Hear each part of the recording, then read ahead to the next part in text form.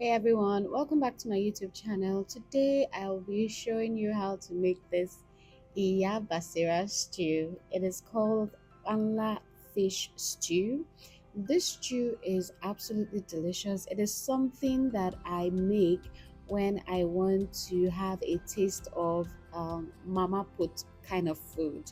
It is super simple to make, super straightforward. Let me show you how to make it. And into a pan, go ahead and add your palm oil or red oil. Then I like to add some red onion and scotch bonnet peppers, just a little bit because my stew base already has scotch bonnet peppers and onion.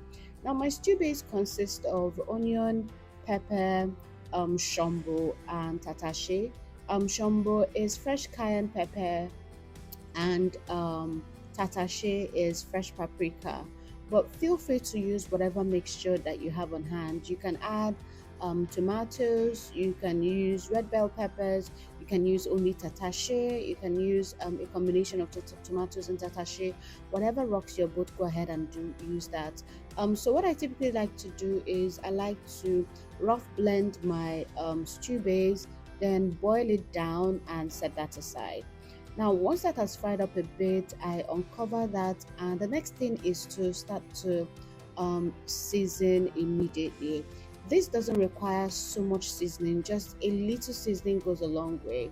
So here I'm using seasoning cube to season this, and I will also be using some crayfish. Now the crayfish is to elevate the local flavor, and we know that crayfish and palm oil goes hand in hand, and I absolutely love it. And one of the reasons why I'm using crayfish here is I want that strong umami flavor without actually using iru for the stew. This would give it the that local stew flavor, but without the strong iru smell. Now, once I stir that together, I cover that just like so, and then I go ahead and season with salt, and then I add some water. And the water is just to loosen up the stew, just for ease and free movement of the banla when I introduce that. Now for the banla, I have a detailed video on how to clean, or how I clean and wash my banla and then dry it for this particular stew. So I will link that in this video, so please do well to check that out before making this stew.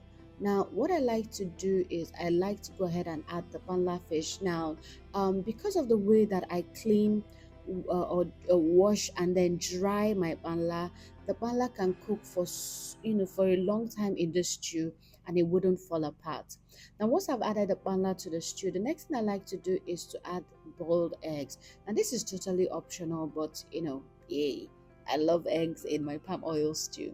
Now what I do is I poke a few holes with some toothpick.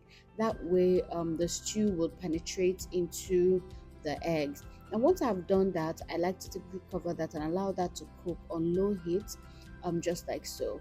Now once in a while I uncover that and sort of move things around, and also use some of the stew to drape on the eggs, the fish, just so that the flavors penetrate from top bottom as it cooks. Now continue to move that around gently. One, we're trying to avoid the fish from breaking apart.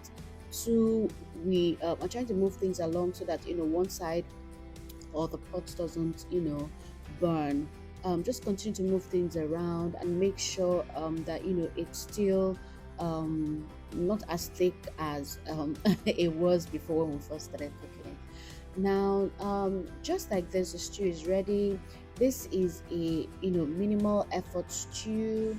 It doesn't take so much time, and by the time you're done cooking this stew, you would realize that that there are cracks. Just look at how beautiful that egg is. It has soaked into the stew. It's properly submerged, and the stew has penetrated well into the egg.